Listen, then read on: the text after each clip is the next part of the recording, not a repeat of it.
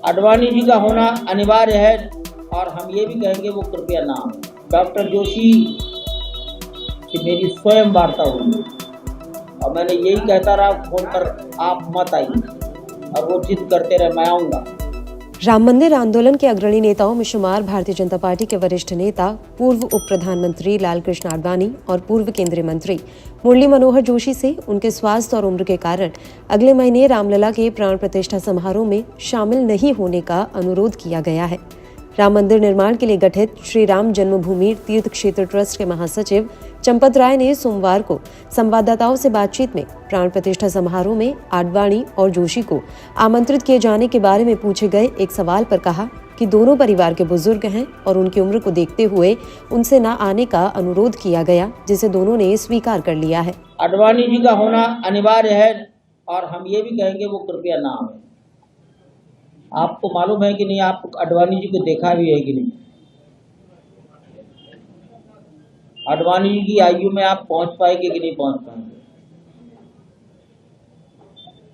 Doctor Joshi से मेरी स्वयं वार्ता हुई और मैंने यही कहता रहा फोन पर, आप मत आइए, और वो जिद करते रहे मैं आऊँगा।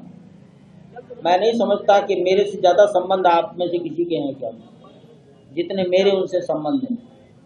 और मैं बार बार निवेदन करता रहा, गुरुजी आप मत आइए, आपकी आयु, सर्दी, आपने घुटने बदलवाए हैं।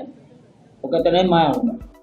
राय ने कहा कि 22 जनवरी को अभिषेक समारोह की तैयारियां जोरों पर हैं। इसमें प्रधानमंत्री नरेंद्र मोदी शामिल होंगे। उन्होंने कहा कि तैयारियां 15 जनवरी तक पूरी हो जाएंगी और प्राण प्रतिष्ठा के लिए पूजा 16 जनवरी से शुरू होगी, जो 22 जनवरी तक चलेगी।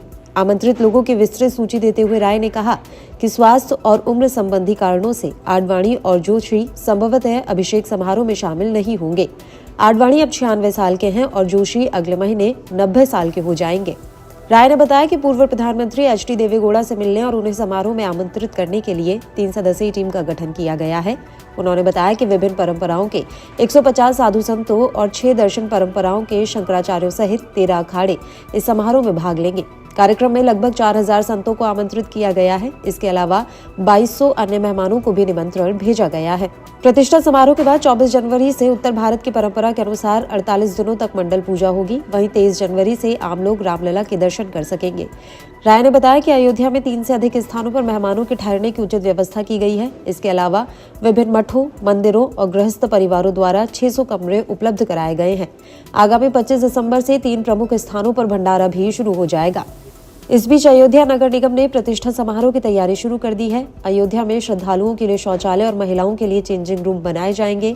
राम जन्मभूमि परिसर में राम कथा कुंज कॉरिडोर बनाया जाएगा। भगवान राम के पुत्रष्टि यज्ञ से लेकर राम के राज्याभिषेक तक की घटनाओं को मूर्तियों के माध्यम से मनाने के लिए झांकियां सजाई जाएंगी, ताकि युवा अगली पीढ़ी श्री राम के जीवन को करीब से समझ सके।